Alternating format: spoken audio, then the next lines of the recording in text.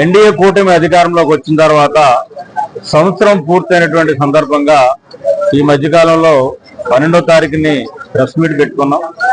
ఇప్పటికీ 3 కోట్ల రూపాయలు పైబడి ఈ యొక్క సీఎంఆర్ఎఫ్ చెక్కుల ద్వారాగా ఎవరైతే హాస్పిటల్లో వైద్యం చేయించుకున్నటువంటి వాళ్ళు మధ్యతరగతి పేద ప్రజలు ఎవరైతే ఉన్నారో, ఆర్థికంగా ఇబ్బంది పడుతున్నటువంటి వాళ్ళు ఎవరైతే ఉన్నారో వాళ్ళందరికీ ఇప్పటికీ 3 కోట్లు పైబడి చెక్కులు ఇవ్వడం జరిగింది సీఎంఆర్ఎఫ్.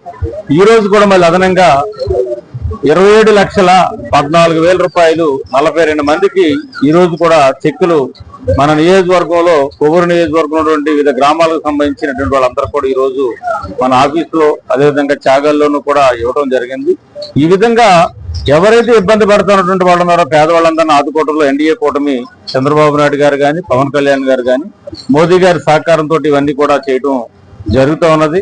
గతంలో వైఎస్ఆర్ ప్రభుత్వం 5 సంవత్సరాల కాలంలో ఏనాడు కూడా ఒక్కరికి కూడా ఎవరైతే అనారోగ్యానికి గురైనటువంటి వాళ్ళు, హాస్పిటల్ ఇబ్బంది పడుతున్న వాళ్ళు ఎవరికి కూడా ఇచ్చిన పాపాన్ని కూడా లేరన్న సంగతి కూడా తెలుసు.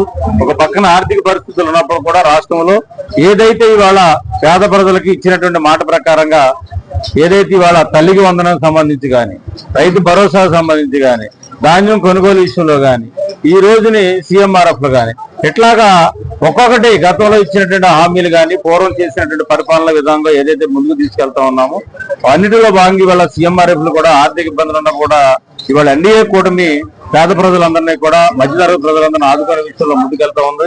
ఈ రోజున కూడా భారీ చెక్కులు ఇచ్చాం. ఖచ్చితంగా పేద ప్రజల్ని ఆదుకునే విషయంలో కానీ, ఎవరైతే ఇబ్బంది పడతా ఉన్నారో మధ్యతరగతి పేద ప్రజలకు సంబంధించి కులాలకి మతాలకి అతీతంగా అందరి యొక్క ఆరోగ్యాల్ని, వాళ్ళ యొక్క యోగక్షేమాన్ని చూసుకుంటూ సుపరిపాలన అందించుకుంటూ రాష్ట్ర అభివృద్ధి కోసం, సంక్షేమం కోసం ఎన్డీఏ కూటమి పనిచేస్తా ఉన్నది.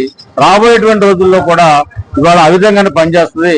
ప్రజల యొక్క ఆరోగ్యమే లక్ష్యంగా ఇవాళ ఎన్డీఏ కూటమి కూడా పనిచేస్తా ఉన్నదని చెప్పని ఈ సందర్భంగా తెలియజేస్తా ఉన్నాం.